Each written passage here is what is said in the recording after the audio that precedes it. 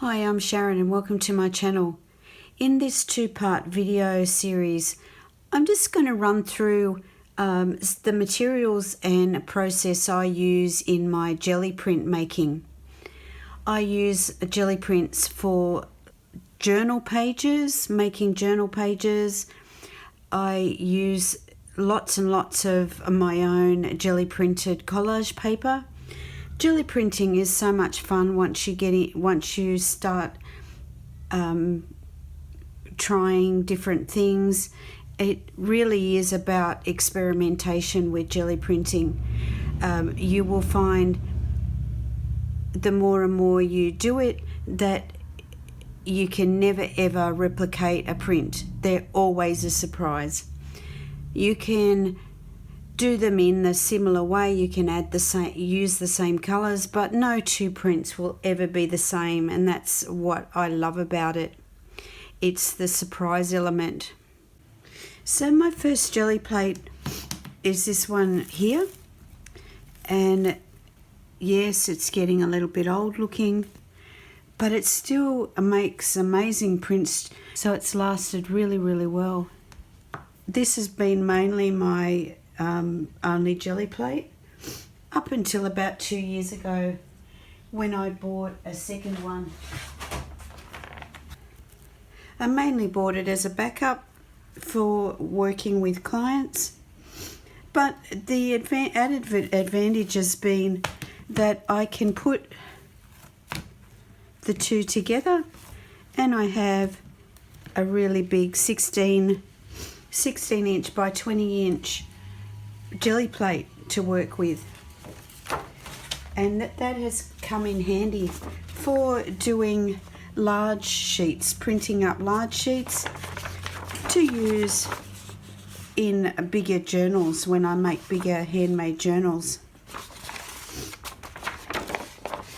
I don't mind the seam, this seam down the middle. That's fine for me because it's actually going to be stitched in and you won't even see it. So this is on cartridge paper. I like the thicker journal pages. And always keep your jelly plates stored in the clamshell packaging that they come in when you buy them. I think there's a number of choices out there in terms of type of or brand of jelly plate now, but this one is the original Gelli Arts and this one is the Gelli Press. Both of those I can't really tell the difference. They're very similar, but I would say go with one of these two options if you can. I don't know about the cheaper varieties, how long they would last, but I think if jelly prints are something that really interests you, it makes really good economical sense to buy the best that you can buy to start with. And like I said, this one I've had for probably over 15 years and it's still going strong. So it's definitely worth paying that bit extra and getting a good quality one. Mostly I use copy paper, just ordinary white, and also this creamy coloured copy paper. I have tried this very thin, like I guess in some ways would be like deli paper, but here in Australia it's called greaseproof paper and it comes on a roll, and I've done that in the past. I've bought a roll and then I've cut it into A4 sheets, but I actually find that I much prefer the copy paper as a collage material, but that's a personal preference. I also use butcher's paper, which comes in a pack, but I just gesso it up, and that gives a good surface to then decorate. I find the gesso gives it a good base.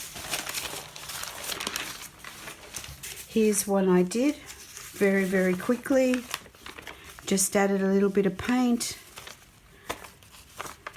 cut it in half, and I've been experimenting with inks because I haven't tried out inks on the Gelli plate, so I thought I'd give it a go, and I really, really like that addition. It makes it just such a change from that to that, and I think I will leave it here and not worry about any more layers for that one. So I mainly use this size brayer. This one I think actually came in a set with the Gelli plate, and that comes out, and you can throw that in water if you want to and clean it. I've also got a speedball one that I bought somewhere along the way.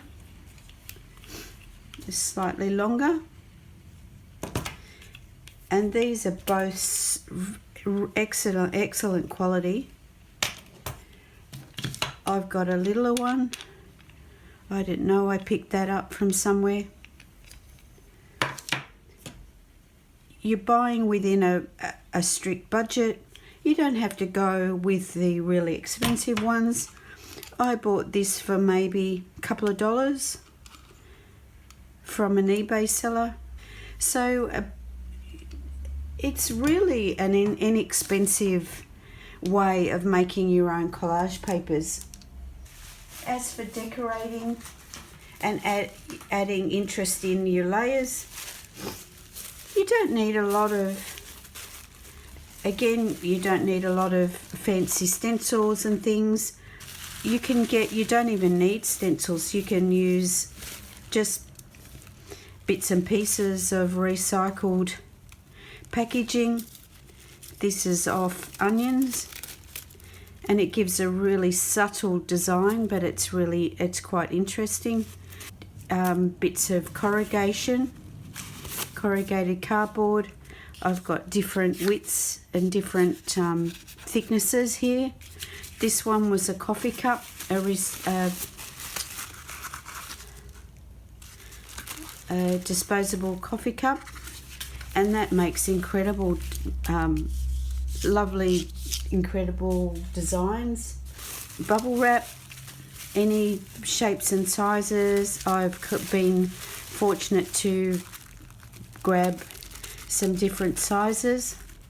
You can use a credit card to swirl the paint around a bit more. This is just a little spatula, cooking spatula I've taken the handle out of. That's really good for moving paint around as well and creating shapes. Combs.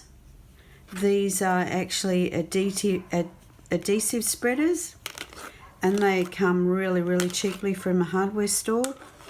Different size notches and different shape notches. The other thing I use is brown paper packaging. These come in sections, perforated sections, and usually crinkled up in packaging. And I've collected all of those as when I've got parcels. And this is absolutely wonderful for rolling a brayer off. And then these can be used as collage paper themselves, or the thing that I keep them for is the inside of covers of journals.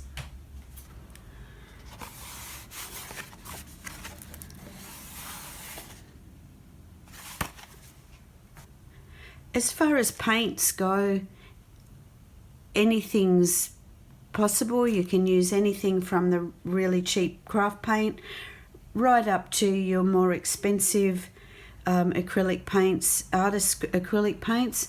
But I strongly suggest that whatever you use, you get better results from a more fluid paint. I also, as I said earlier, I've also been trialling some of the acrylic inks that I've got a bit of a collection of, and they're working quite well. I've also got metallics, some metallic paints. They add a lovely sparkly touch to the Gelli prints. And I've also been trialling my high flow acrylics, the ones that I use for my intuitive type art, and they're working as well. So as far as Gelli prints go, the sky's the limit. It's just all about experimenting, and once you start, believe me, it becomes quite addictive, and you just keep going and going and going. So now I'm going to move on to some actual Gelli prints.